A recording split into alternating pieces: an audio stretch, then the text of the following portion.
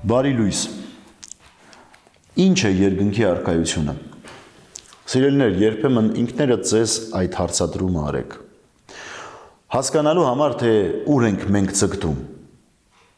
Սա նման է մի երևույթի, չգիտեմ որքանով է տեղին օրինակս, երբ ինչ-որ մի տուն է տեսնում մարդը, ով տուն չունի, և ամեն բան անում է հասնելու համար այդ տանը, որպեսզի այդ տունը իրենը լինի։ Նա հասկանում է, որ նա սիրեց այդ տունը, այդ վայրը, այդ տարածքը, այդ միջավայրը, և դա իրենը պետք է լինի։ Մենք արդյոք ամենօրյա մեր ապրումի մեջ տեսնում ենք երկնքի առկայությունը, չէ որ այն մեր հավիտենական տունը պետք է լինի։ Այդ տեսության համար Տեր Հիսուս Քրիստոս ավետարանների մեջ բազմաթիվ օրինակներ է մեզ տալիս, հասկանալու թե ինչքան կարևոր է երկնքի առկայությունը մեզ համար։ Եվ տեսեք, այդ օրինակներից մեկը այսօր Մատթեոսի ավետարանի 13-րդ գլխի մեջ է ասվում։ Երկնքի առկայությունը նաև նման է արտի մեջ թաքնված գանձի, որը մի մարդ գտնում է ու թաքցնում, և ուրախությունից գնում վաճառում է այն ամենը, ինչ ունի, և գնում է այդ արտը։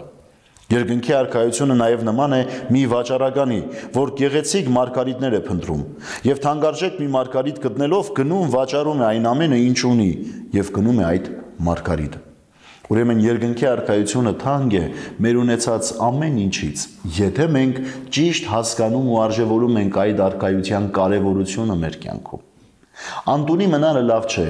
թափառական լինելը լավ չէ, և Տեր Հիսուս Քրիստոս հասկանալով, որ այս կյանքը թափառաշրջիկ կյանք է, այստեղ մենք բոլորս ճամփորդներ ենք, մեզ համար տուն է նախատեսել, թագավորություն, որտեղ մենք մաս և բաժին պետք է ունենանք։ Եվ երկնքի առկայությունը սկսվում է այնտեղից, որտեղ մենք հասկանում ենք, որ գանձ ունենք այնտեղ պահված։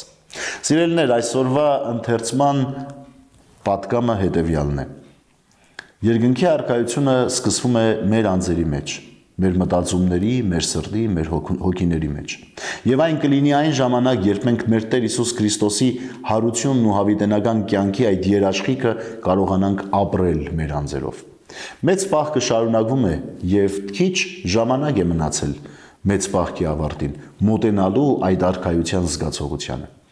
Մաղթում եմ, որ յուրաքանչյուր մեկը սկսեք արթնացնել ձեր մեջ ձեր վերաբերմունքը, ճիշտ վերաբերմունքը այդ առկայության և նրա ներկայության նկատմամբ։ Իմացեք, որ գանձ եք շահելու։ Այս կյանքում չկա որևէ բան, որ մշտական լինի։ Դուք ինքներդ կհաստատեք այն։ Իսկ մշտականը դա Աստծո ներկայությունն է և նրա թագավորության ներկայությունը մեր կյանքերի մեջ։ Եվ վերջիվերջո, մեր ներկայությունը Աստծո թագավորության մեջ։ Բարի և խաղաղ օր ձեզ բոլորիդ։ Աստված օրհնի ամենքիս։